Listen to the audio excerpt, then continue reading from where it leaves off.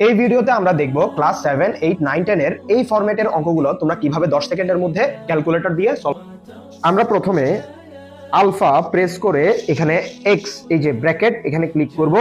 X plus 1 ভাগ, আবার x দিব আলফা দিয়ে, এটা x, x plus 1/x equal equal, এটা দিলে হবে না, বারবার বলছি। এখানে আবার আলফা প্রেস করে দেখো, এখানে ক্যালসি, এখানে ইকুয়াল আছে, ইকুয়াল 3 দিব।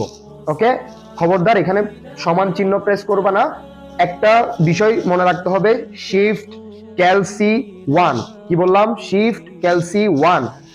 এবার ইকুয়াল দিব, এরপর আবার শিফট ক্যালসি দিব।